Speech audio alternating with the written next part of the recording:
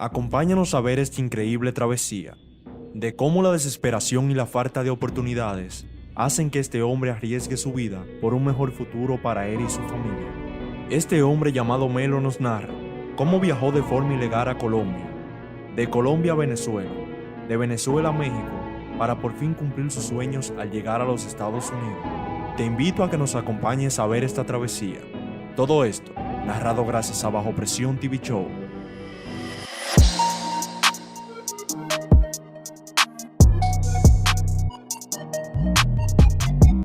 Saludos, ¿qué tal mi gente de YouTube? Aquí estamos en un nuevo contenido para el canal Bajo Presión TV Show.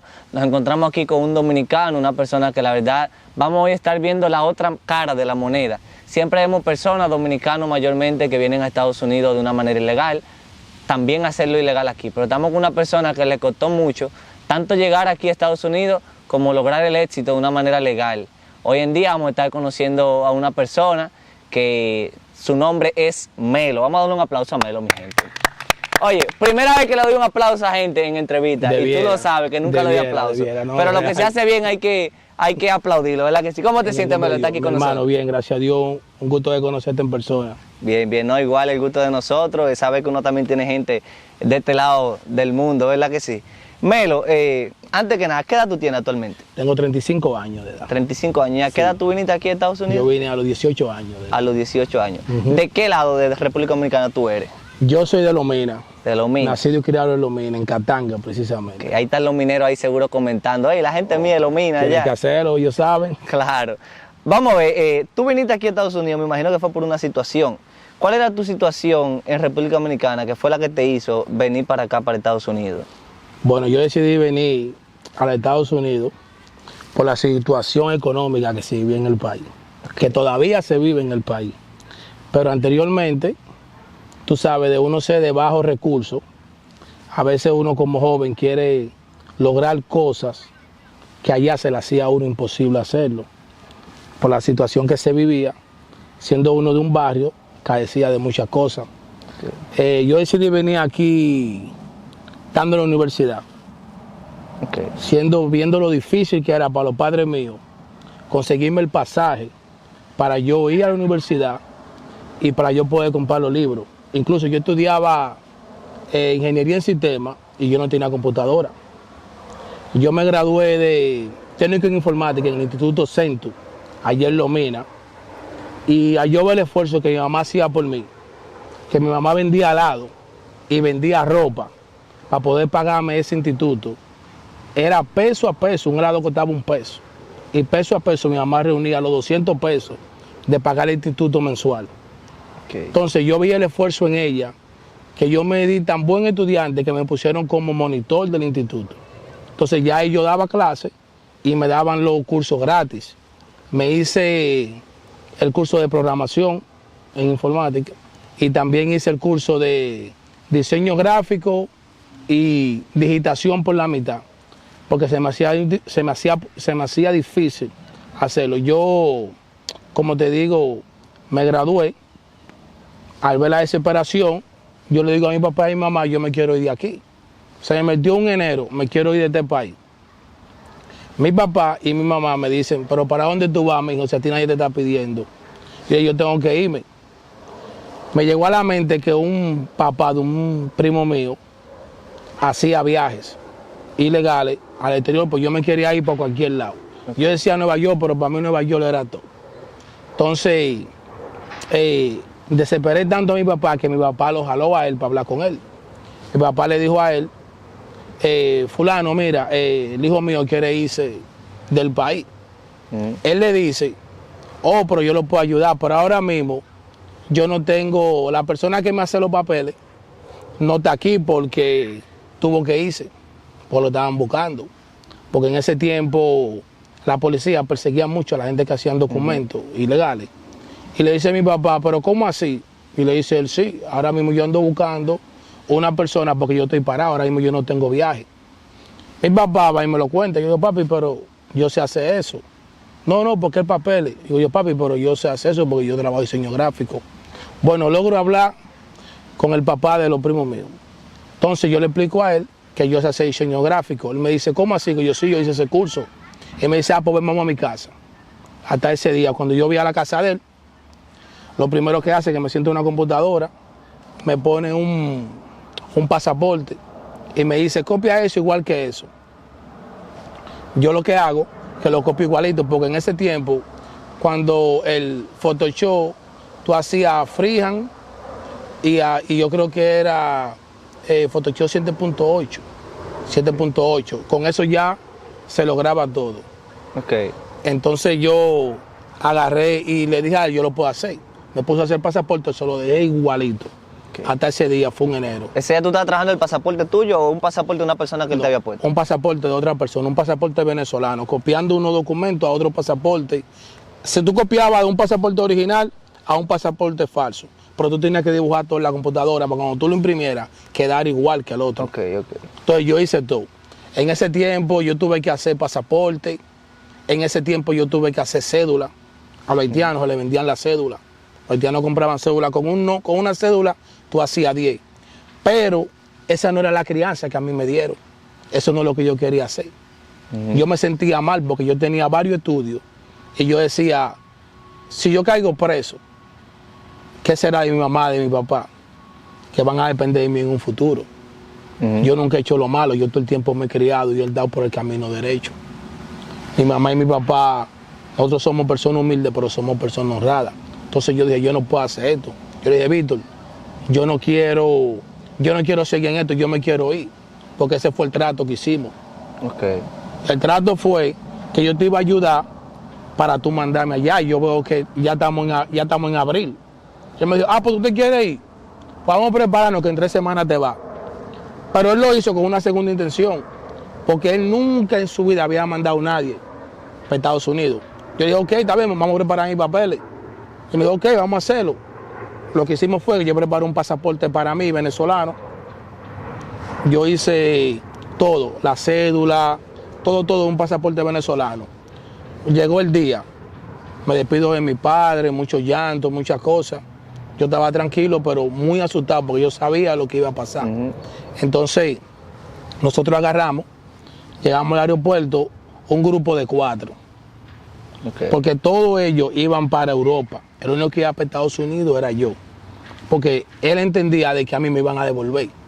Primeramente por la edad, 18 años, pero yo parecía 16, porque yo tenía como 115 libras.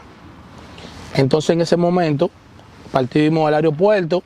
Desde que tú entras al aeropuerto de Santo Domingo, que ellos saben que tú vas para un país, Centroamérica, Suramérica, tú tienes que estar dando dinero desde que empieza. Santo Domingo yo tuve que dar como $300 para poder cruzar. Bueno, logro cruzar. Llegamos, compramos un vuelo, Santo Domingo, Venezuela, Venezuela para Colombia, pero el plan era quedarnos en Venezuela. Okay. Y de Venezuela nosotros salí con los documentos que yo había preparado, sacarlos, y con esos documentos viajar hacia México. Llega el día, llegamos a Venezuela, en Venezuela duramos 4 días, llega la hora que tenemos nosotros que partir hacia México. Okay. Partimos a México. Cuando llegamos a México, devuelven a todo el mundo. Hay un guardia en el aeropuerto. A ese guardia del aeropuerto, como yo veo que están devolviendo a los otros, a yo le menor, pero el pasaporte que yo tenía una visa americana que yo le había pegado. Ninguna persona va a ir a México para cruzar frontera con una visa americana. Entonces por eso era que yo tenía más, yo tenía como un poquito más de seguridad de que iba a cruzar. Es lo primero. Lo segundo es que cuando llegamos allá, yo le pregunto a un guardia, mire, ¿dónde se encuentra este hotel? Porque yo tenía hotel y todo pago. Okay. Cuando llegamos al hotel de México, yo veo que pasan las horas y estoy solo. Y llamo y nadie me coge el teléfono. Llamo y nadie me coge el teléfono. Y me veo solo, ya es de noche. Lo que hago es que bajo a recepción y le digo a recepción que cuando vengan una mitad de mía que vienen, que estamos vacacionando, que me deje saber para yo bajar a recepción. Bueno, amanece y nadie llega. Entonces ahí yo supuse que lo devolvieron a todos, que no dejaron pasar a nadie. Okay.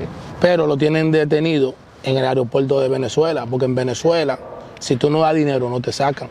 Okay. Ahí duraron ellos como 3 días. Yo estaba perdido. Tuve que llamar a Santo Domingo y en Santo Domingo, una de las personas que trabajaba con el papá de los primos míos me dijo a mí que él puede conseguirme un contacto en México, pero ya yo tengo que hacer negocio con ellos, porque él no hace negocio con ellos. Entonces lo que hizo, me facilitó el teléfono, yo bajé a recepción, llamé a la persona, le dije que yo trabajaba con el señor que me dio los números, que me dio el número de ellos, le dije que trabajaba con él. Los mexicanos me dijeron, está bien, nosotros vamos a pasar por ti, ¿en qué hotel tú estás? Me dijeron, sígueme, pero no camina al lado mío. Cuando el hombre va, me llama, el mexicano me llama y me dice, baja, que estamos aquí. Yo bajo del hotel, él está esperándome como en una esquina. Yo lo veo a él, me hace señas, yo le caigo atrás, vamos caminando por la calle. En la calle de México es bien peligrosa, y más cuando te ven de un color oscuro, saben que tú no eres de ahí. Me iban a atracar, caminando con el señor. Okay. Cuando el señor miró para atrás, ya dos hombres me tenían así como encerronado, preguntándome que qué quiero, dónde está tu papá, para dónde tú vas, y esto porque yo me veía menor. Okay. Yo me veía menor que 18 años, parecía 16 años. Okay. Entonces, cuando el mexicano se vira y dice, como que yo era de él, que me dejen pasar. Me dejaron pasar, entramos a una vecindad, el mexicano está ahí preguntándome, ¿y cómo tú llegaste aquí solo? Y esto, no, yo no vine solo, yo vine acompañado. Lo que pasa es que en el aeropuerto nos paran a todito y me dijeron, ¿qué es lo que tú haces? Y digo, no, yo sé que trabajo allá con fulano, yo sé que reparo los papeles. Y me dice, oh, pero ven acá, pero quédate aquí conmigo y tú me ayudas a mí aquí. Yo digo, no, yo no puedo porque yo tengo que ir para allá, porque mi mamá está allá y esto y lo otro. Bueno, el caso fue que el mexicano me cogió cariño por la edad que tenía y haber respeto de mí hacia él, que me dejaba cuidando los hijos de él. Él se iba a trabajar y yo me quedaba cuidando el hijo de él de 5 años y una niña de 3 años. Okay. Me quedaba yo cuidándola como por 3 horas. Él iba a hacer los trabajos que tenía que hacer, pero yo me quedaba en la casa. Ok, hay una pregunta, disculpa que te interrumpa. ¿Esa era la persona que estaba supuesta a ayudarte a cruzar ilegal de México a Estados Unidos? ¿O fue otra persona que tú conociste en el transcurso? Esa persona la conocí yo cuando llegué a México, que llamé a Santo Domingo porque ya yo estaba quedado. Okay. Porque con la persona que yo venía lo devolvieron a todito y estaban presos en Venezuela. Okay. O sea que yo no tenía contacto con nadie, yo me quedé en cero. En cero. Automáticamente en cero quedé yo. Okay. Entonces esa persona la conocí yo en México. Pero la persona sabía con quién yo trabajaba, porque la persona que me dio el número de él trabajaba con el papá de los primos míos. Entonces ella sabía dónde yo vengo. El caso fue que ahí pasé yo como 5 días aproximadamente en la casa de él, hasta que pude reunir el dinero, porque la persona que iba a custodiar mi viaje está preso con el dinero mío en Venezuela. Ahí empezó entonces, ahí lo que yo pensaba que iba a ser fácil, se fue tornando bien difícil. Porque entonces ya ahí, para mandar el dinero fue un problema. Ya yo estaba que yo no comía nada porque estaba muy asustado, solo en un país que yo no conozco. Primera vez que yo viajaba y de esa forma. Entonces de ahí me montan en una guagua para irme de la ciudad del DF a la ciudad de Juárez. Yo duré aproximadamente 2 días para llegar. Por eso fue haciendo contacto con contacto. Él llamó a un coyote de la ciudad de Juárez para que esa persona me recogiera. Okay. Pero antes de yo llegar ahí, recuerdo que cuando él me llevó a la parada de la guagua, el señor sintió pena porque él no quería que yo me fuera, porque él pensaba que me iba a pasar algo, porque él sabía que yo andaba solo. Entonces cuando el señor me lleva a la parada, sintió pena, él mismo me dio como 125 pesos en ese tiempo. Mexicano me lo regaló, porque sabía que yo no tenía dinero. Después de ahí, yo recuerdo que en México hay retenes, en el camino, hay retenes de militares. Entonces ellos paran la guagua y te chequean. En el primer retén, yo lo que hice fue que cuando están chequeando, es fácil darse cuenta que yo no soy de ahí, que soy un inmigrante, por mi color y solo. Entonces cuando yo llego ahí, cuando el retén no para, lo primero que el retén hace, un militar, guardia, lo primero que él hace es que me pregunte mi documento. Yo le paso los documentos mío, yo tenía unos documentos venezolanos, porque yo podía estar ahí con documentos venezolanos, le paso los documentos y él agarra el pasaporte y me dice, no, los documentos. Digo yo, esos son los documentos, y me dice, no, los documentos. Ok. Me pasa el pasaporte, sigue chequeando la fila, pues yo lo que hice fue que agarré el dinero, lo puse dentro del pasaporte, cuando él volvió me dio los documentos, yo le pasé el pasaporte, él abrió el pasaporte y dijo, cogió el dinero y se lo metió en un bolsillo. Pasó el pasaporte, me dijo buen viaje. Ahí estaban los documentos completicos ya. Nítido, ahí estaban los documentos de yo soy ciudadano mexicano. Claro. Entonces, de ahí, ya yo sabía cómo era el proceso. Ya en la segunda parada, que había el segundo retén, ya yo lo que hacía, que yo cogía el dinero, lo metí en el pasaporte, cuando el guardia preguntaba los documentos, yo le pasaba el pasaporte, el guardia hacía así, veía el dinero, lo cogía y se lo metía en los bolsillos, buen viaje. Así lo tuve que hacer 2 veces más, porque eran 3 retenes, el primero, segundo y el tercero ya llegando casi a la ciudad de Juárez. Cuando tú vas a la ciudad de Juárez, cuando tú vas con un coyote te explica cómo actuar. Yo no sabía, yo estaba como andando solo. ¿Qué sucede? Que tú no estás supuesto a quedarte en la parada de la guagua, porque ahí están los militares, esperando por los inmigrantes que llegan para quitarle dinero. Pero lo que uno tenía que hacer, uno quedarse antes de la parada y de ahí tú coges un taxi para ir hacia allá. Yo llegando a la parada, tú supiste que ahí ya tuve que soltar casi todo lo que yo tenía. Porque ahí querían devolverme otra vez para atrás y yo sentí temor. ¿Qué pasa? Que yo tenía el número de la señora, la señora era una coyote, la coyote era una señora. Yo tenía el número de ella, cuando yo la llamo, ella va y me recoge, el esposo de ella va y me recoge, ella manda al esposo a recogerme. El esposo de ella, al verme tan menor, no quiso que yo me quedara en el hotel donde se quedaban los demás inmigrantes.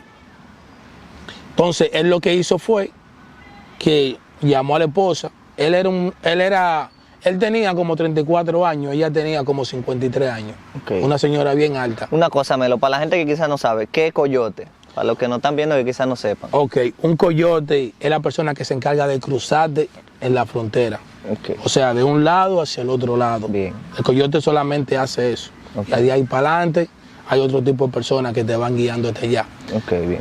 Bueno, entonces cuando la coyote manda a buscarme, el esposo de ella lo llama y le dice, mira, estoy con el muchacho aquí, el dominicano.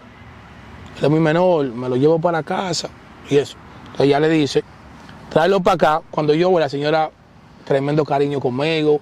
Yo pensé ahí, yo dije, bueno, esto es lo mejor del mundo. Si es así, yo voy a viajar todos los años sin documentado. Voy y vengo. Porque ya me trataron ahí y en el DF como un rey. Me trataron bien, bien, bien. Entonces, cuando estoy en México, ya en Juárez, llega la hora de partir. Llega la hora de yo irme. Ahí yo le pido a ella que por favor me dejara llamar a mi mamá para que mi mamá orara por mí.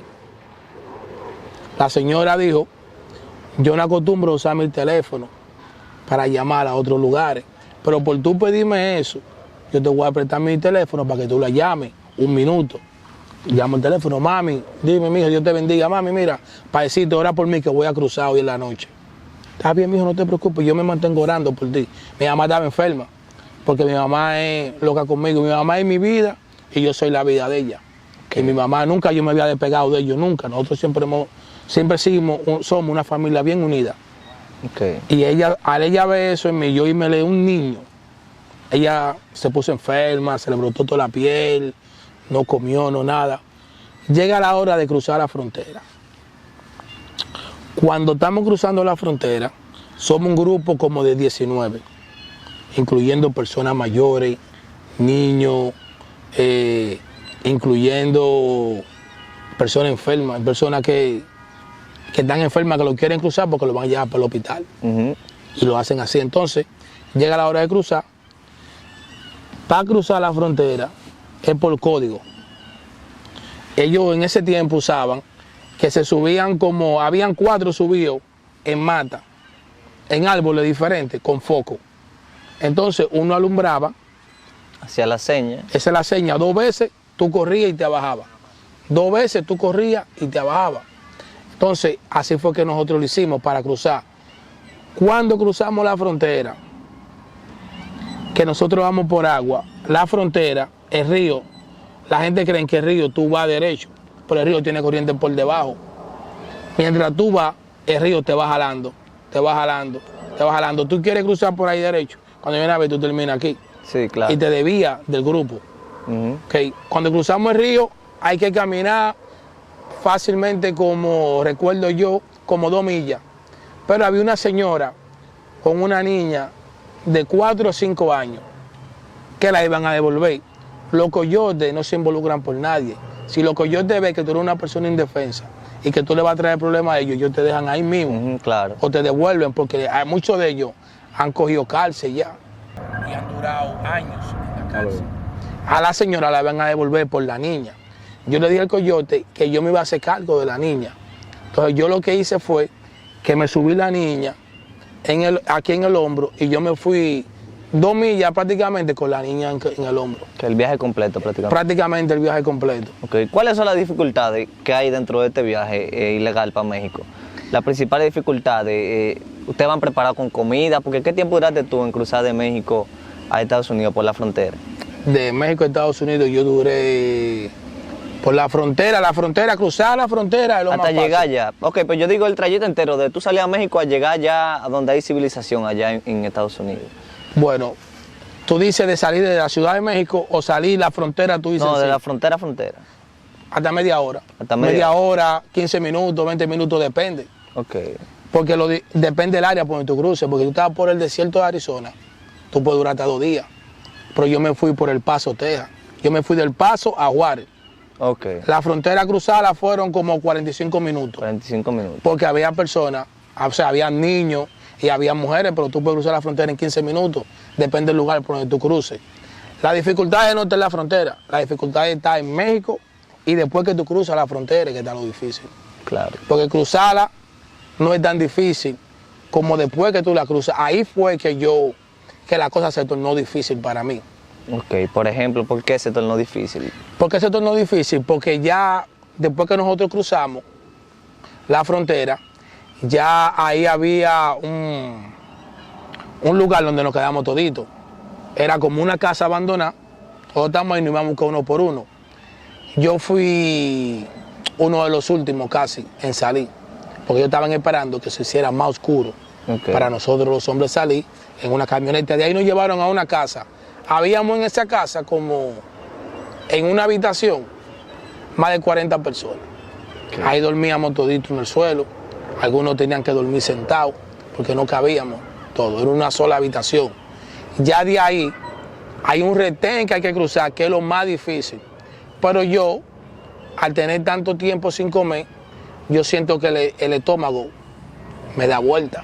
Porque yo tenía varios días que no comía con el temor. Después de ahí, que tú duras, en esa casa duramos 3 días, hasta que manden el dinero para cruzar para retén. Ahí nos fueron a buscar a los 3 que pagamos. Pero nos fueron a buscar en una camioneta con una tapa atrás, en esa camioneta. Okay. Cuando nosotros nos meten en la camioneta no tiene ventilación. Y era un trayecto aproximadamente de 2 horas dentro de una camioneta. Sin oxígeno. Sin oxígeno. Yo me estaba asfixiando. Ya yo no aguantaba más. Ya yo pensaba que me iba a asfixiar. Yo lo que hice fue que me acuesto a boca arriba y con los pies levanto la tapa, le pongo el tenis a la tapa que tenía, un tenis me quito y se lo pongo así. Y por un hoyito, por ahí empiezo a respirar. Por ese hoyito empiezo a respirar, porque ya yo estaba sin aire. Ahí duré yo pegado a ese hoyito como 1 hora, casi, porque ya yo no aguantaba más. Por ese hoyito, cuando llegamos, que abren la puerta, yo duré como 15 minutos vomitando sangre. Vomitando sangre. Sangre nada más, sangre. Yo hice un reguero de sangre, ahí me entró fiebre, ya ahí yo estaba como que no sabía de mí. Ahí ya fuimos al lugar donde nos va a recoger una patana. Okay. Esa patana era de fruta, entonces tenía un freezer atrás. Pero tú sabes que ya yo estoy, yo no puedo más. tú llega un momento que tú lo que quieres es como que si te van a agarrar, que te agarren, devolverte porque tú no tienes fuerza de nada. Cuando nos suben dentro del tráiler,